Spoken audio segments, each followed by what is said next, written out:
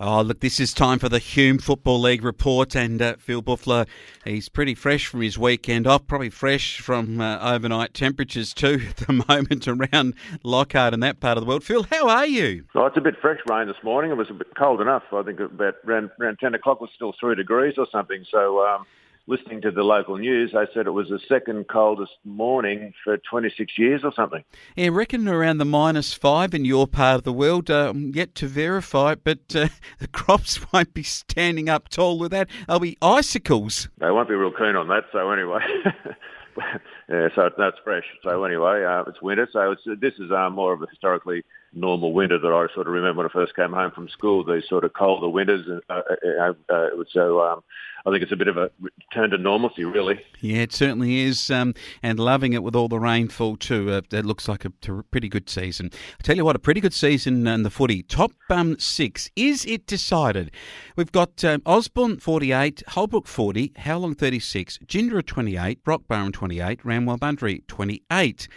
And Culcan and Billabong Crows 20 each, and ZDHBU and Henty 16 each. Now, you'd look at that, 2 games clear between 6 and 7, and 3 games to 9 and 10. I reckon it's top 6s there, Phil. Oh, it's a funny thing in football, Wayne. Things can change and they sort of ebb and flow a little bit, but it's looking a little bit more set. Obviously, 6 rounds to go.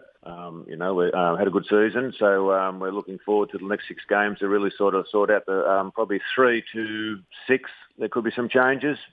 But I think the top 2 are pretty settled. Yeah, they are. That certainly are the top 2. And whether or not any of those 4 sides outside the top 6 have got any hope is going to be reflected this weekend.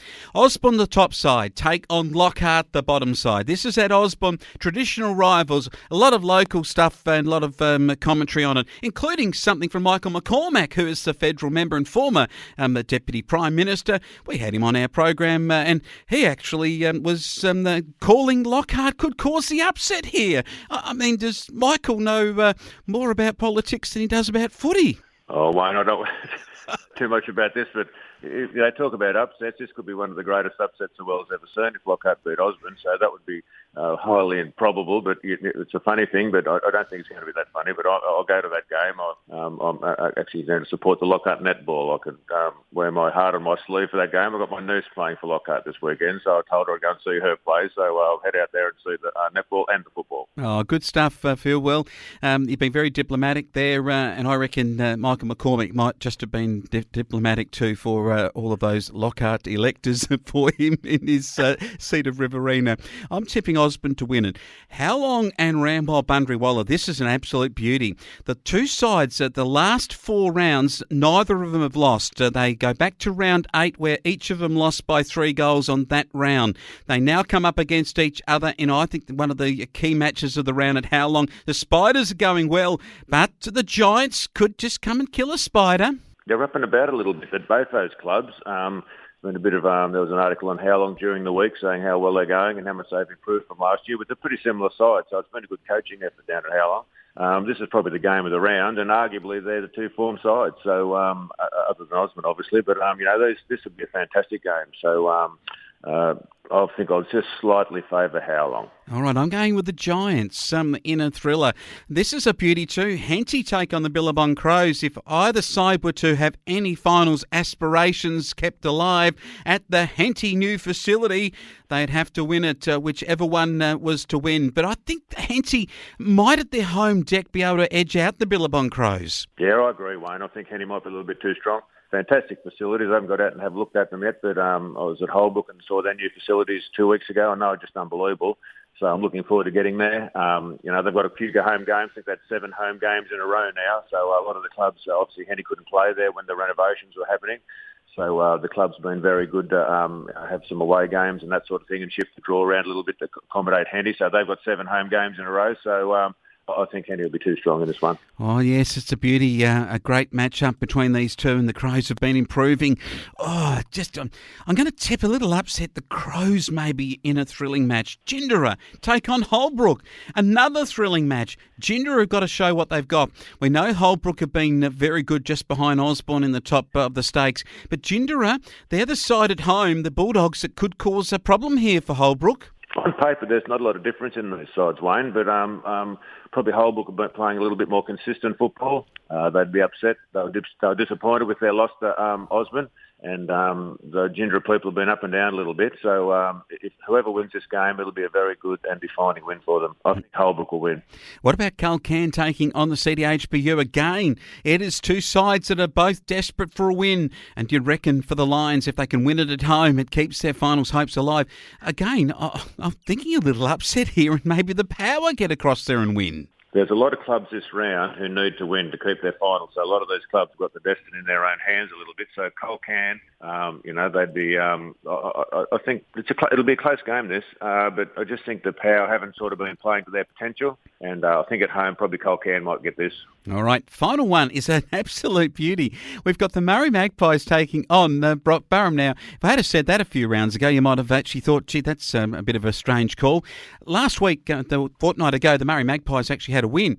Brock Barham lost by 6 goals to the Billabong Crows. They needed a week off to really soul search. Have they done so? And at Burrum Buttock, will they clean up the Murray Magpies? What Michael McCormick's tip is for this one, Wayne? I think at home, look, seriously, the BB Saints have been down on their, they just haven't been gelling or playing that well. They've had a bit of COVID, like everyone's had COVID, so that's not an excuse. They've had a few injuries, but they really need to consolidate. They're going to be a force in the final, so they really need to win this game and win it well.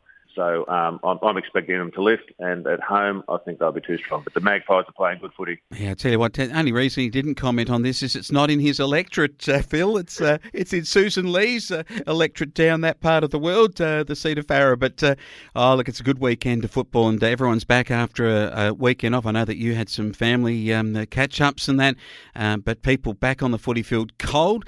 Is it likely to be real cold for the kids? I mean, the under-14s, if it was -5 at Lockhart, out at Osborne, she could be in those minuses when the kids are running around. Bit of fog as well, Wayne, so that's only one thing better than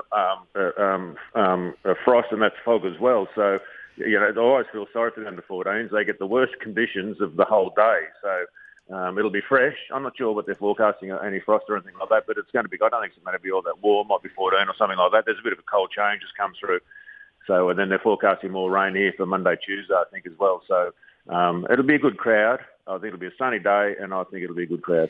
Well, 9:50am they start the 14s, so let's watch with interest how this does pan out, because the boys, of course, from Lockhart are second on the ladder, and Osborne are second to bottom. So it might just be that Osborne brings the fog on so that those Lockhart kids in the morning can't see anything out there, but it'll be great stuff to have local footy back after a weekend off. That's good to get away. Everyone enjoys the bye. This is our second bye, so school holidays, and that has been great.